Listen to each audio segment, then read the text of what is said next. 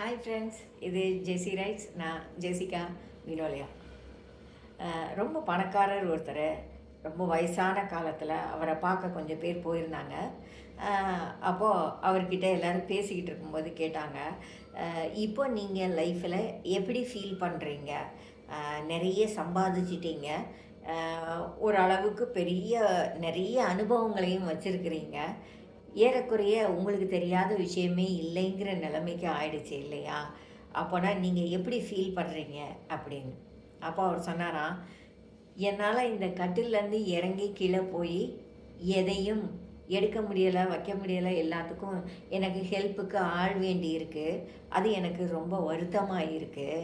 மற்றபடி நீங்கள்லாம் சொல்கிற மாதிரி நான் எல்லாத்தையும் தெரிஞ்சு முடிச்சிட்டேன், படித்து முடிச்சிட்டேன்னு நான் நினைக்கல. நான் படிக்கிறதுக்கு இன்னும் நிறைய இருக்குது. ஆனால் அதுக்கான வாய்ப்புகள் எனக்கு இப்போ குறைஞ்சி போச்சு, வயசாயிட்டதுனால அப்படின்னு சொன்னாராம். அப்போ இவங்க கேட்டிருக்காங்க, இனிமேல் உங்களுக்கு படிக்க வேண்டிய அவசியம் என்ன? படிக்கிறதுக்கு என்ன இருக்குதுன்னு நீங்கள் நினைக்கிறீங்க அப்படின்னு. அப்போ அவர் சொன்னானா, இப்போ என்னுடைய பேரப்பிள்ளை உள்ளே வந்துட்டு போனான்.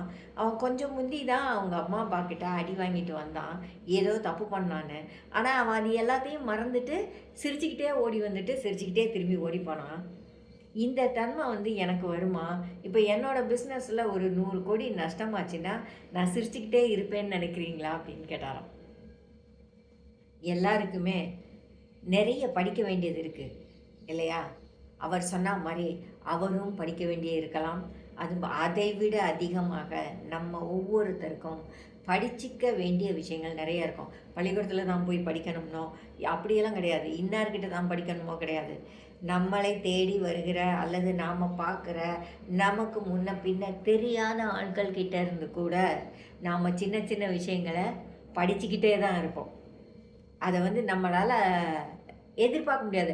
பல நேரங்களில் இதை நம்ம இன்றைக்கி படித்தோமா அப்படின்னு தோணும். ஒரு 2 வாரம் முன்னாடி ஒருத்தர் எனக்கு டெலிவரி பண்ணிவிட்டு அவர் சொன்னார், மேடம் தண்ணி வேணும், குடிக்க கொடுங்க அப்படின்னார். நான் உடனே கொடுத்தேன். அப்போ அவர் சொன்னார், தண்ணி கேட்குறது கொஞ்சம் கஷ்டமாக இருக்குது எங்களுக்கு, நீங்கள் கொடுப்பீங்களோ கொடுக்க மாட்டீங்களோ அப்படின்னு கொஞ்சம் ஹெசிடேட் பண்ண வேண்டியிருக்கு. இந்த பைய ஒன்று வெளியில் போட்டு அதில் ஒரு பாட்டில் தண்ணி போட்டிங்கன்னா நாங்கள் முடிகிறப்போ எங்களுக்கு யாராவது வந்துட்டு எங்களுக்கு வேணும்னா நாங்கள் குடிச்சுப்போம்ல அப்படின்னு சொன்னார். அப்போது அந்த இடத்துல நான் யோசித்தேன், ஒரு நாளைக்கு எத்தனையோ பேர் இந்த இடத்த கிராஸ் பண்ணி போகிறாங்க. டெலிவரி கொண்டு வராங்க, போஸ்ட்டு கொண்டு வராங்க, ஏதோ சம்திங் வேலை செய்கிறவங்க வராங்க. அவங்க யாருக்காவது தண்ணி தேவைப்பட்டால் அதை நான் எப்படி கொடுக்கறதுன்னு இன்றைக்கி வரைக்கும் நான் யோசிக்கலை. அவங்களுக்கு அப்படி ஒரு தேவை வரும்னு நான் யோசிக்கலை இல்லையா? அதை நான் அவர்கிட்ட படிச்சுக்கிட்டேன். எல்லாருக்கும் நிறைய தேவைகள் இருக்கும், அதை நம்மளால் முடிஞ்ச வரைக்கும் கொடுக்கறதுக்கு பார்ப்போம் அப்படின்னு. இப்போ நான் வாசலில் ஒரு தண்ணி பாட்டில் வச்சுருக்கேன்.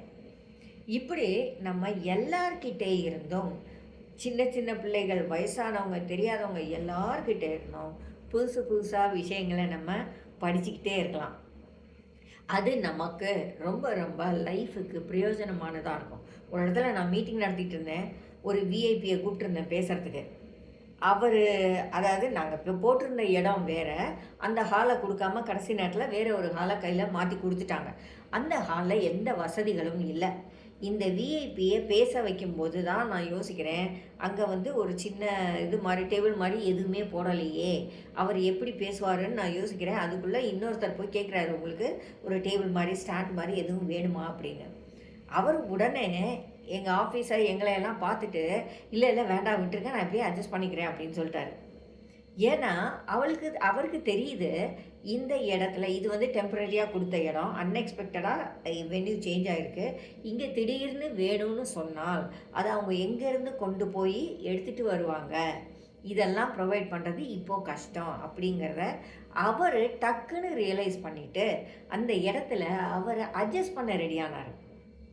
ஒரு விஐபி அந்த மாதிரி அட்ஜஸ்ட் பண்ணணும்னு நம்ம யாருமே எதிர்பார்க்க முடியாது. ஆனால் அவர் அதுக்கு இனிஷியேட் எடுத்தார். கடைசி வரைக்கும் அவர் சின்ன சின்ன அசௌகரியங்களை அட்ஜஸ்ட் பண்ணிக்கிட்டே பேசியும் முடித்தார். லைஃப்பில் எல்லாருக்குமே எல்லார்கிட்ட இருந்தும் படிக்கிறதுக்கு விஷயங்கள் இருக்கும். அன்னைக்கு நான் அவர்கிட்ட இருந்து அதை படிச்சுக்கிட்டேன்.